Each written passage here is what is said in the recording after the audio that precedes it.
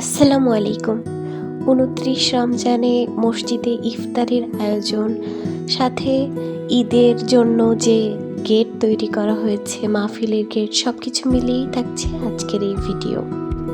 সকালে ঘুম থেকে উঠে দেখি ইফতারের আয়োজন শুরু হয়ে গিয়েছে। এদিকে আমার ঘরের সামনের ছোট্ট বাগানটার দিকে একটু দেখছিলাম।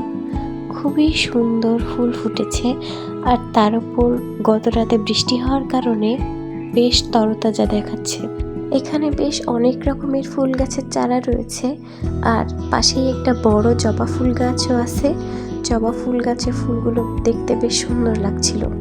পরে দেখি পাশে রান্না বান্নার আয়োজন সবই শুরু হয়ে গিয়েছে।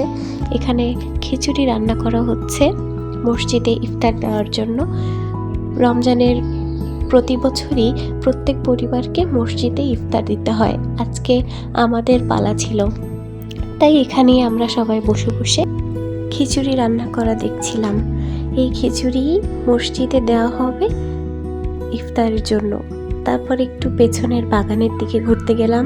দেখলাম এখানে লাল রঙের জামরুল গাছটায় অনেক বেশি ফল হয়েছে। এই ফলগুলো আসলে জামরুল, বাট এটা সাদা হয় না, এটা লাল রঙের হয়।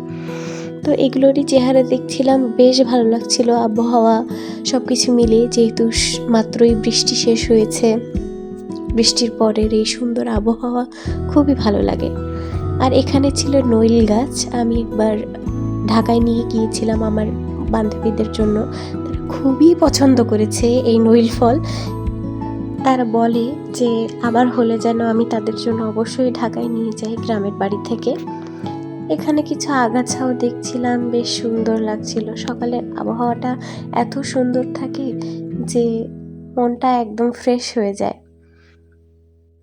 অনেক দিন হলো পুকুর পাড়ে আসা হয় না, তাই এসে দেখলাম পুকুরে একদমই পানি নেই, কিন্তু আশা করি বৃষ্টি শুরু হয়েছে যেহেতু পুকুরটাও ভরে যাবে, তখন খুবই সুন্দরভাবে সাঁতার কাটা যাবে। তারপরে বাড়িতে গিয়ে দেখলাম এক ঝুড়ি তেঁতুল। তেঁতুল দেখেই মনটা ভালো হয়ে গেল, কিন্তু রোজা তো, খাওয়া তো যাবে না।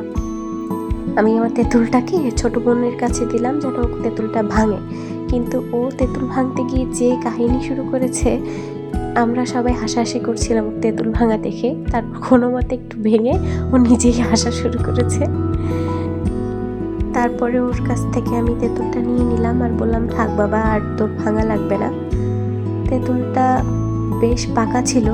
তেঁতুল গাছ বিক্রি করে দেওয়াতে তারাই আমাদেরকে কিছুটা দিয়ে গিয়েছে। এই যে দেখুন, তেঁতুলটার চেহারাটা কতই সুন্দর, দেখে একদম লোভনীয় মনে হচ্ছে। ভাবছি যাওয়ার আগে বেশ কিছুটা তেঁতুলও নিয়ে যাব। আর এদিকে খিচুড়ির প্যাকিং শুরু হয়ে গিয়েছে, কিন্তু আমার বোন ভিডিওটা ঠিক মতো করতে পারিনি, তারপরও ক্লিপ অ্যাড করে দিয়েছি। আর তারপরে অনেক ইফতারি করেছিলাম, কিন্তু আর ভিডিও নেওয়া হয়নি। আমরা সন্ধ্যার পরে বেরিয়েছিলাম লাইটিং দেখতে। ঈদের পরেই আমাদের বাড়ির মাহফিল অনুষ্ঠান হবে, তো সেই জন্য অনেক সুন্দর লাইটিং করা হয়েছে। এদিকে এটা ঈদের লাইটিং করা হয়েছে। ঈদের গেটগুলো দেখতে গিয়েছিলাম, তখন বাইরে বেরিয়ে দেখি বাড়ির বাচ্চারাও আমাদের পেছন পেছন চলে এসেছে। আমরা সবাই মিলে অনেক সুন্দর করে রাতের বেলা ঘুরলাম, হাঁটলাম, ঈদের গেটটা দেখলাম, বেশ সুন্দর লাগছে। আসলে গ্রামের বাড়িতে ঈদ করার আনন্দ এটাই, সবাই মিলে ঘোরা যায়, একটু লাইটিং দেখা যায়, আর পরিবারের সাথে অনেক সুন্দর সুন্দর সময় কাটানো যায়। আশা করি সবারও ঈদের ছুটিগুলো বেশ সুন্দরভাবে কাটছে। সবাইকে ঈদ মোবারক।